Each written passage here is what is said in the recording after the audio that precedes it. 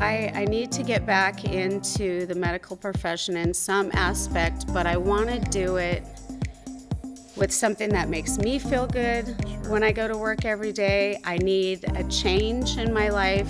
Something you can be passionate about. Something you can be passionate about. Yeah, life is too short. Yes. Hey, I'm Louis the Laser Guy, and welcome to my podcast, Pursue Your Passion. Join me on my journey as we discover how estheticians, nurses, physicians, and complete career changers are living their passion in this booming billion-dollar medical aesthetics industry. Finding your purpose isn't only about making great money, it's about so much more. It's about tapping into your passions and chasing your dreams. Good morning, Colleen. How you doing today? I'm doing great. This is our weekly podcast talking about the $16 billion booming medical aesthetics industry. We're interviewing people who are in the industry, success stories, kicking butt, and people that are stepping into the industry. So I want to talk to you today because I met you how many days ago? About 9. 9 days ago, right? And you were here taking the 2-week cosmetic laser training program, correct? In Arizona. And I know you said you were born in Germany long ago, kind of military family, right? Yes. Ended up in Alaska. How long were you in Alaska for? I was actually in Alaska for most of my life up until 5 years ago. Okay, so all that high school and first jobs and that kind of thing? High school, raised children. As soon as my children were old enough, I said, see ya. Right, and how old are your kids now? 30, 26. How is that possible? Because you look 30. I don't see how that's possible. 30, 26, and twins that are 25. Awesome. And you told me that I think you went into nursing at a young age. Is that correct? I did. Okay, so you studied nursing in college and became a hospital nurse, or? Yes, the licensed practical nurse. I was at that hospital for 12 years. In Alaska? Yes. Okay, and what type of nursing were you doing? Labor and delivery, but I also floated to med-surg, pediatrics, NICU. Okay, so we're no Botox, no lasers, no aesthetics. This is all hospital stuff. Yes. Okay, and then how did your career evolve? You went from nursing, and then what happened after that with your life, with jobs, family, moving? What was the evolution of you? Well, I decided that I was a little bit burnt out on nursing, so I did try some travel nursing to see if that might keep me in the game. Yeah, and it didn't. So I took a break, went into marketing for a while. Was this in your 30s or? This was actually just 5 years ago. Okay. So I'm trying not to give away my I was age going to too say, much there. I think, okay, her kids 30 and 26, so you probably had kids. So if you had kids at 10, that'd make you 40, right? Right. Okay, so travel nursing didn't work out. Didn't work out, so I went into marketing for a while. Okay, what kind of marketing? And it was for real estate, actually. Okay, cool. So I was working with brokers and agents. Helping them sell homes. Helping them market themselves, actually. And how did your life journey go from marketing to ending up here in the aesthetic laser business? So, not this Christmas, but the Christmas before, my dad was in the hospital. I'm sorry. And he was very sick. Unfortunately, he did. What did he have? He had, he was paraplegic and had been paralyzed from the waist down since I was 21 years old. Was that an accident or? Snow machine accident in Alaska. Yes, Wow. He liked to ride. Wow. Yeah, he liked to ride, and but he was very independent. He was young. When he ended up in the hospital this last time, he was 65. Okay. Young guy. So we were planning his move out here because, he knew that he was getting to a point where he needed a little bit. This is a year or two ago, or? This was not this Christmas, but the Christmas prior. Okay. So you're going to move the dad out here, okay. Mm-hmm. And we had been planning that, and about 2 days after that conversation, I got a phone call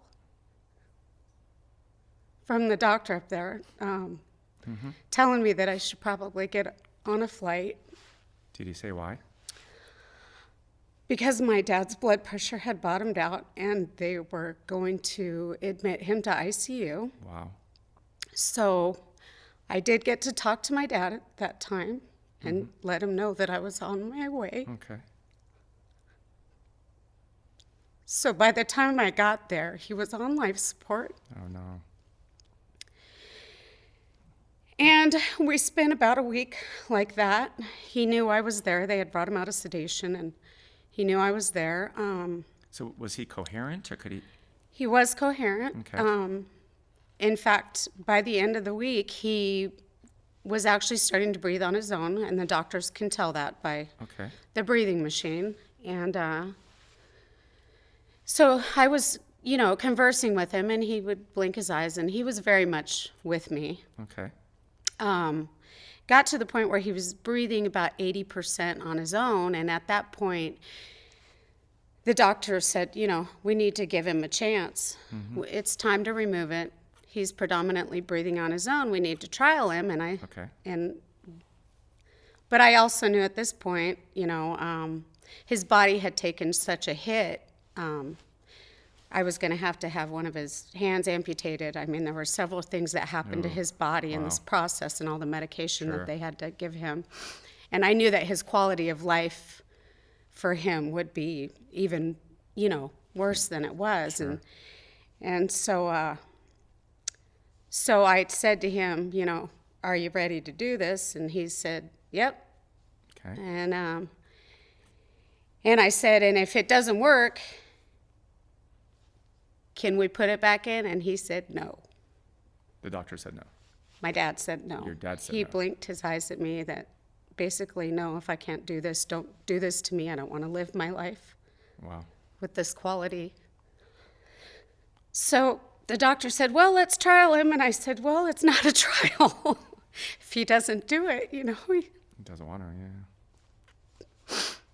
So he was ready. He let me know he was ready, my dad. And so we removed it. And with my nursing background, they allowed me to do his suctioning. Okay. And I did that for about 2.5 hours. He couldn't do it anymore. So I just told them to stop. And we put him on an IV morphine drip. And I laid in bed with him, and I had him for about another 24 hours. So I was there when he passed. And then after that, I had to make my way back to Fairbanks, to his house, which Right was before- about 8 hours later, If I- 8 hours away. If I may ask, right before he passed, was he coherent a little bit, holding your hand, or how was that last few moments for you? Was he I aware? was laying in his arms. He was aware you were there? Good. Well, So how did what, that take you from Alaska to here to cosmetic lasers? So I came back. Finally, I had a break. I got to come back. My job said, do you want to come back? And I said, no.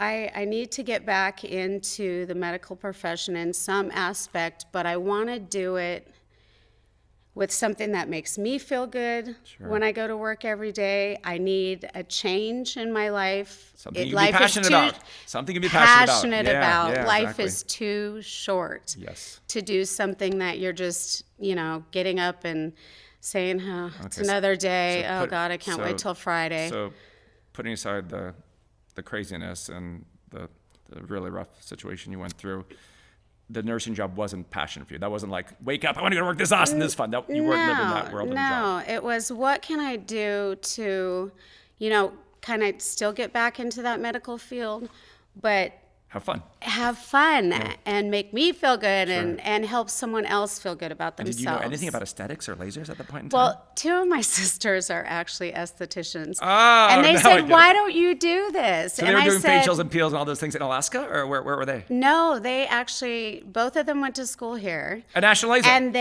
no, Oh, in they, Arizona. they didn't do laser. Okay, they did aesthetics. That's what's separating us. So they did yes. aesthetics in Arizona. They did aesthetics here. And Got it. then now one of them is a business owner in Portland, and they both live in Portland, Fun. actually. Got it. So it's all I coming was together like, for you now. what amazing idea. And I said, but I got to go beyond facials. Right. I want to go beyond that. More medical. Yeah. Yes. So I did graduate. I just took part of my state boards last So you Saturday. became an esthetician first. Yes. Okay. And you just finished. Yeah, I just finished. Congratulations. And I jumped right in here. I had done a lot of research here and was really stoked. And it's been a long time since I've been able to smile and have a really good time and have something to look forward to. And here it is. Awesome. So how did you hear about National Laser Institute and cosmetic lasers?